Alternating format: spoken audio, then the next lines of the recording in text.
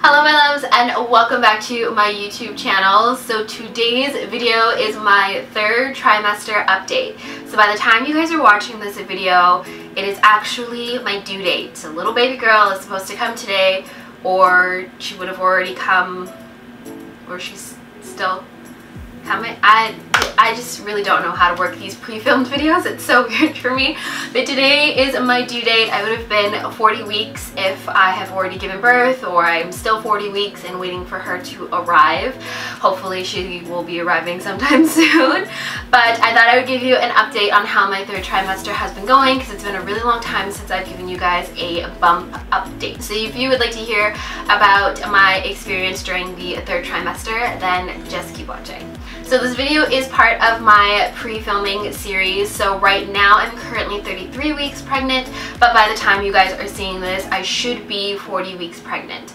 So there's going to be just a few things that I may experience in the future that I won't share, but I'll probably share later on. But I'm just going to share with you what I've been experiencing so far as I have hit the 8-month mark. So I have been very fortunate enough to have a pretty easy pregnancy. My first trimester went pretty smoothly, besides the little scare that we had in the beginning. I didn't really suffer from many pregnancy symptoms. I didn't have much morning sickness. It was just food aversions and being hungry all the time for the first trimester. The second trimester was a little bit easier. I didn't need to take as many pee breaks throughout the night. I got a little bit more rest. I felt a little bit more like myself, but I did struggle with acne and breakouts like no tomorrow. I'll show you guys the aftermath of my second trimester right now.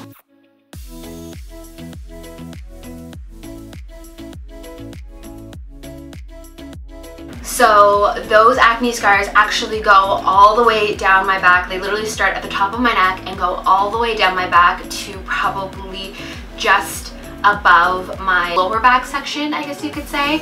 It's something I've never experienced before in my life. I didn't get much acne on my face. I didn't have much breakouts on my face. I did have a few on the side of my cheeks and a couple on my neck. I had a few on my chest. Actually, I also had a few breakouts on the top of my belly. So just on like underneath my boob to probably like an inch or two down my belly button, just in the middle, I had like a couple of breakouts there, which was really weird. But most of my pregnancy acne was on my back, and it has been a struggle, let me tell you, to deal with. So I've pretty much spent my entire third trimester trying to work on my skincare. When you're pregnant, your skin becomes very, I don't know if hyperpigmented is the word for it, but you tan a lot quicker, you scar a lot quicker, your skin just becomes very sensitive. You can actually start to experience like patchy skin, which I've started to experience in my armpits, which is really weird. So like, I'm not going to show you guys because it's really creepy for me to just be like, look at my armpit. But my armpits from like here to here is like very dark and patchy in comparison to the rest of my arms. And again, the acne, because of the acne that I've had on my back, all of those scars are so dark. So I'm really hoping that goes away after pregnancy. If you're a pregnant mama and you've experienced the same thing, let me know down in the comment section below if this kind of slowly fades or if I'm stuck with a leopard looking back for the rest of my life. Also, since the second trimester, my belly button is trying so hard to hold on for dear life, but half of my belly button is out and the other half is in, which is so weird. I find it really funny. Also, everybody talks about how amazing your hair is going to be when you get pregnant, and I know right now you guys are like, your hair looks so great. Sure. Yeah, this is like styled. Pregnancy hair can go one of two ways. You can either have thick, luscious, beautiful hair that grows so quickly, or you can have dry, brittle hair that breaks very easily. Now, I'm not sure if it's because of the very long winter that we had and the air just being so dry, or if it was a combination of my pregnancy hormones, but I pretty much got a combination of both. So my natural hair and my roots are super thick, they're super luscious, but they also get greasy really quickly. And the ends of my hair where I've had the blonde obviously is a higher porosity. It's gotten so dry, it's so brittle, it hasn't been able to hold any moisture whatsoever this season. I've had to have it cut so much just to get rid of some of the dry damage that has happened over the holiday season. Also, what they don't tell you is that hair grows everywhere on your body, not just on your head. Yes, of course you get beautiful hair while being pregnant, but at the same time you also get hair that grows everywhere. My belly button area, honestly, I have never had so much hair on my belly in my entire life, and it is so creepy and probably so gross and probably too much information for you guys, but there's literally hair everywhere. Also, now that baby girl has dropped in position, her head is in my pelvis and she is pretty much ready to go, just, you know, packing on some extra weight here. My bathroom breaks have increased so much. It's insane. It's gotten to the point where I've literally considered adult diapers at this point because I just can't stop going to the washroom. I literally have to go, and 95% of the time it's literally a trickle. Like just a trickle. Certain movements that she makes kind of pushes against my bladder, and it gives me the urge to pee. So when I go to the washroom, I'm literally just tinkling pretty much. There's nothing coming out, but I have to go all the time or else I get really uncomfortable, and then she starts wiggling around even more, which makes it even more uncomfortable. So that has been really fun. Swelling. I am no longer able to wear my engagement ring at all. It can barely fit over my knuckles right now, and my knuckles and my joints and my hands are so sore. They say that carpal tunnel is something that is known to flare up during pregnancy just because of the fluid retention on your joints and ligaments in your hands and your wrists, so you can experience that, and I'm pretty sure that's what I'm experiencing. I find that in the mornings, or if I take a nap, if I fall asleep in a position, or if I leave my hand in a position for a long period of time, like if I were to just sit like this, when it comes time for me to move my fingers, it hurts so much. So listen to your midwife, drink a lot of water because that will definitely help with the swelling. Now I have packed my hospital bag and I packed my baby bag, and I have videos on that as well that are already up on my channel, so be sure to check those out if you're interested to see what I'm bringing along with me to the hospital. I'm a first-time mom, so I'm not exactly sure if I have everything that I need, so if I'm missing anything, please comment, let me know on those videos if I am missing anything. And once I am back from the hospital and kind of a little bit recovered, I will definitely film another video letting you guys know what items worked really well for me and what I found really helpful. That way, if you are delivering sometime in the fall, that these recommendations can help you as well. So another thing that I have been experiencing since 30 weeks pregnant is Braxton Hicks contractions, which is kind of a weird thing to experience, especially as a first-time mom, because you never really know if it actually is the real thing. When looking into Braxton Hicks online, a lot of the articles that I've read say that Braxton Hicks really isn't painful and that it shouldn't hurt. It's just kind of like a tightening of the stomach.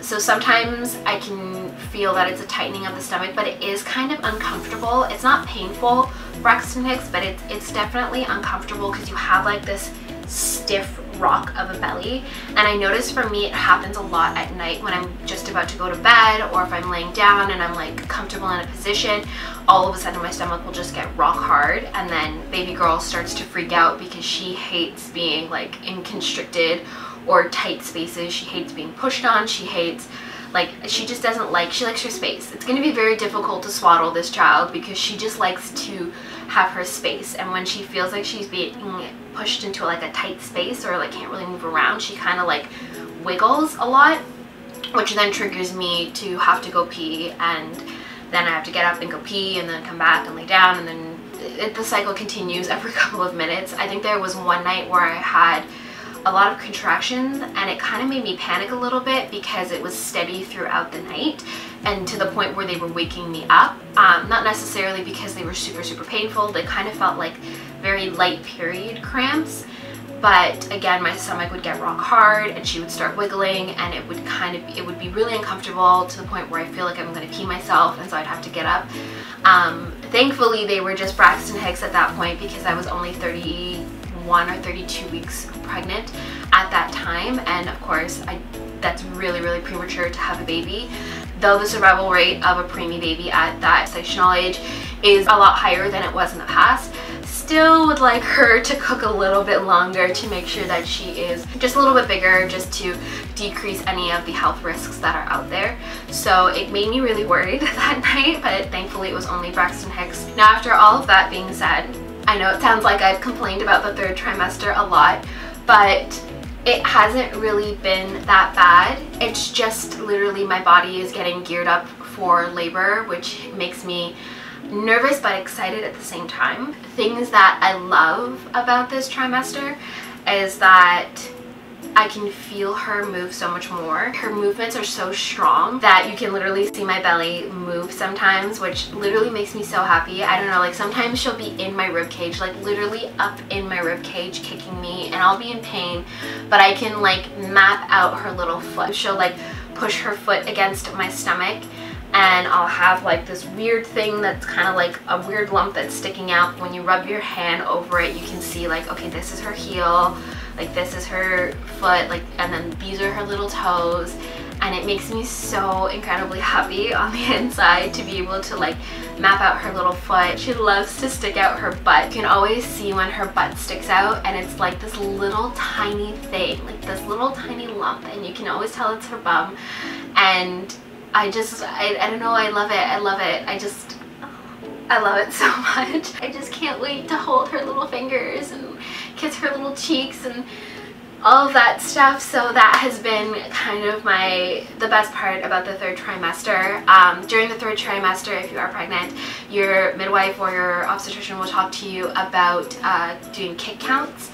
That's just basically to monitor baby's activity. This is a great way to make sure that the baby's okay. But as the third trimester treks on, you'll notice that the baby will move less and less, and that's just because there's not that much space in there anymore for them to move around. So I've noticed that her movements have slowed down a lot, but I can always tell when she's going to move. She moves when I'm hungry, she moves when I want chocolate, and she moves when I am laying down in bed. So those are kind of like my indicators as to when to kind of keep track of her movements and then go on about my day. She's still very active, so that has been also a huge plus. It's just like feeling her move, knowing that she's safe and she's okay. Another fun thing that we did during our third trimester was get a 3D ultrasound done, which I will insert a picture of so you guys can check that out. So this is a photo of my girl at 30 weeks, and everybody says she looks exactly like me. She definitely has my nose, and she has my lips and my chin and my chubby cheeks, and I'm just so excited. I know it can change when she comes into the world, or she could look a little bit different. I just think it's amazing that technology has advanced so far that we are able to just like take sneak peeks into what our babies will look like inside of our womb. So that is my third trimester update. As for when I will be back on YouTube without a pre-recorded video, honestly I don't know. I've pre-recorded a few videos for you guys up until the beginning of September, and then we will be introducing our baby girl to you. And I really just want to spend that time with her as much as possible and getting to know her and bonding with her and so on and so forth. So we will introduce you to her soon, but it will be a while. If you are not already, I strongly suggest following me on Instagram. I'm always on my Insta stories all the time, and so there will probably be pictures and videos of her already on there. So I definitely recommend following me on Instagram for the insider scoop. If not, you will eventually see baby girl here on YouTube sometime soon. So that is it for this video. I love you guys so much. If you are a pregnant mama, let me know how your first, second, or third trimester is going down below in the comment section. I would love to hear from you guys and chat with you some more. And remember to give this video a big thumbs up if you enjoy my rambling. I love you guys again so much, and I will see you in our next video. Bye!